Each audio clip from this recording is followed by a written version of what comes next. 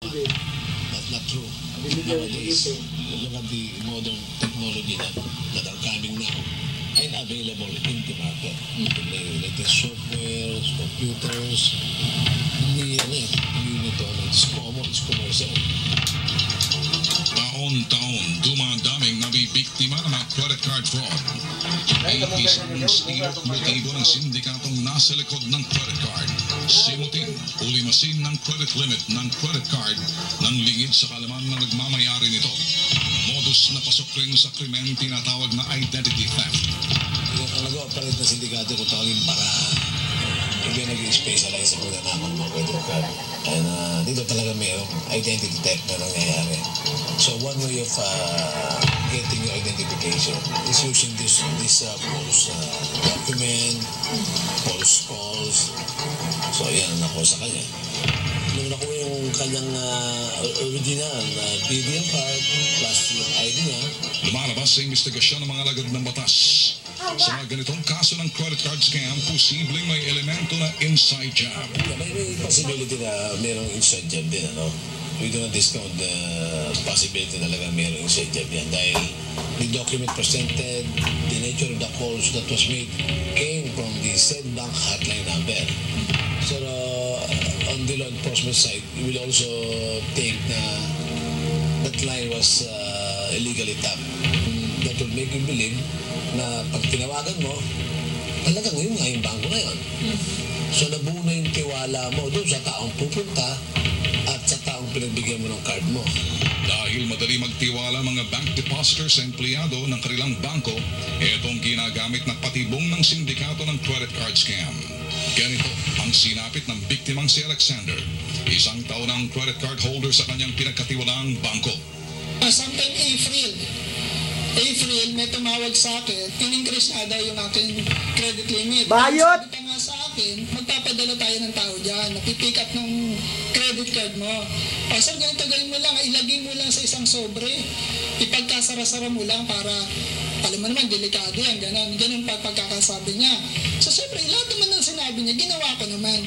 That morning na May 20, mga past 10 po, dumating sa bahay yung Jason Sarmento, kaya ko lang nalaman yung name nitong tao na to is dun sa ID niya. And then, dala-dala niya itong letter ng BDO. Oras lamang ang lumipas.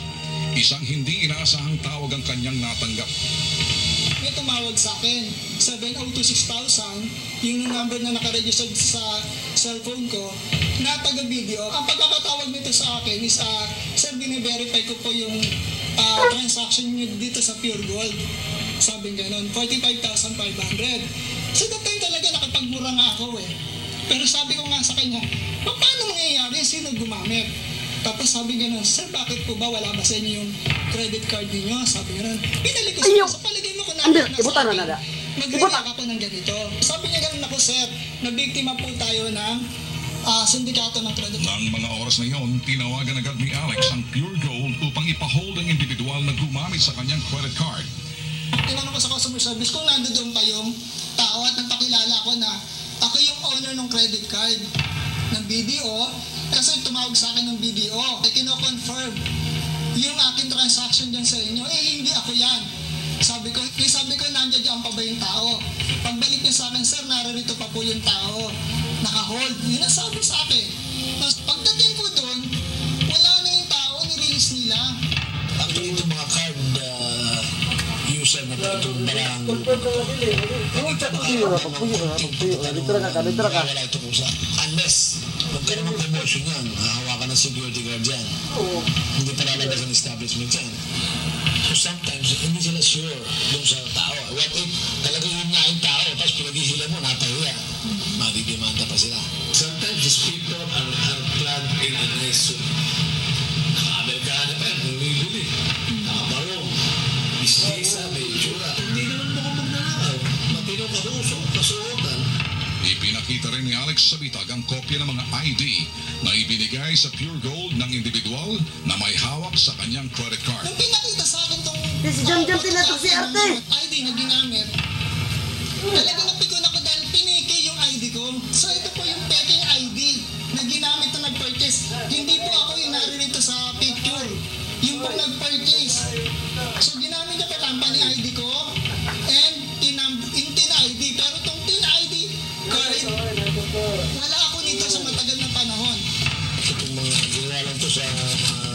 fly-by-night ng mga computer shop.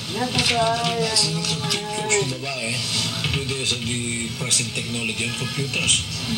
Like yung mga Adobe Photoshop, yung mga crafting ng mga image. So, nagagawa yan.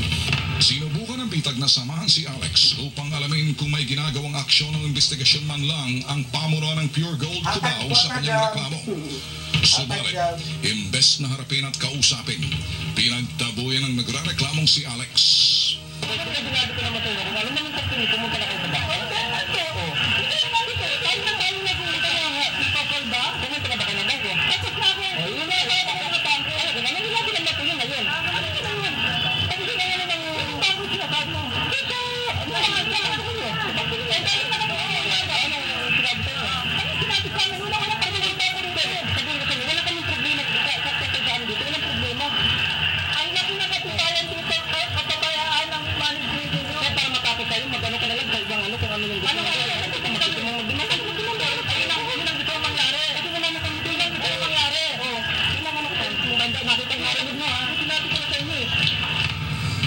Dito sa kaso ni Mr. Edroso, no?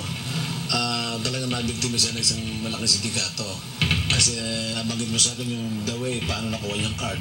Talagang modus operandi, may tumatawag sa opisina, na i-inform na siya taga isang bangko, at isa sa mga approach, yun nga yung itataas yung credit limit. Then pagkatawag siya, susundan pa yun na isang fax letter na may heading na isang bangko. So all you know, pagtitiwala kasi may tumawag, may nag-fax of the same nature, the consumer tends to believe na talagang legitimate yung operation yan. Then this will be followed na pinunta na sa bahay, truly and voluntary na inaibigay niya yung credit card na supposed to be update. So isa na yun, sa pagkakuha na yun, automatic, kung nakuha ka na sa sindikato. Dito na kami, ako ba mas... malapit na paggagamitan. Ayon kay Colonel Yabot, handler ang tawag sa miyembro ng sindikatong pumunta sa bahay ni Alex upang kunin ang kanyang credit card. May mga handler talaga yan, they're using other people, then they will work simultaneously so that the victims mag-gain yung trust niya. So kaya talagang sinabi may identity kasi the identification of somebody was taken, not forcefully, it was taken as soft as para makuha nila agad. Kaya upang makaiwas na mga biktima ng ganitong credit card scam, narito ang ilang babala. Beware yung mga tumbasa na lang tumatawag sa bahay mo, sa option mo, na hindi mo naman na-expect na tatawag sila. Bakit nila nalaman ang phone number sa bahay mo? Bakit nalaman yung mga data mo? So kailangan, pagka-dyan pa lang, maingat ka na kagad eh. Hindi mo naman binibigay yung mga identity mo. Should be verified personally with them. Puntahan or i-schedule kung may kumatawag. Sige pa, pupunta ako dyan sa ganito, i-schedule ko. Kasi one way of discouraging yung mga callers eh. Kung sasabihin mo, sa ganitong bangko po ba kayo? Sige pa, sige, pupunta po ako sa office nyo. Definitely, hindi ka na siseryosohin. Yung credit card, no? In-upgrade mo na siya. Bili ka ng bago. Huwag ka umasa na itinatapon mo yung credit card. May mga tamang paraan niya ng pag-dispose ng card. Either binubunting o binuntasan. Huwag nating kung saan ay tatapon yan. Mapulot yan. Mga kainan. Kung kaya mo nilang tumayo para magbayad ng card, personally, you go to the cashier. Then you give your card. Kasi minsan, there are times na may mga unscrupulous waiters na pagbigay ng card mo, kinopya na. There's a skimming machine, smaller as a cigarette pack, size, skimming device. Kung one identity mo, then the card will be returned to you. Pero the data were already stored in a skimming device. Then they will... Dito na jam-jam si Arte. Make another card. Sa mga card holder natin, huwag mainit dun sa pag-ginagawang pag-verify ng mga department store. Dun sa mga credit card na binabayad dahil talagang kina-check nila whether tama yung card at tama yung identity nung taong gumagamit at that time of the transaction. Minsan late na nila na lalaman dahil may swipe na eh. Sumagot na yung computer doon sa isang bank, pinokaya niya. Para naman sa mga establishmentong tatanggap ng mga credit cards bilang pangbayad ng customer. Mga malaking department store na pagka ikaw ay nakipag-transaksyon ng malaki using credit card, they will even pause for 2 minutes.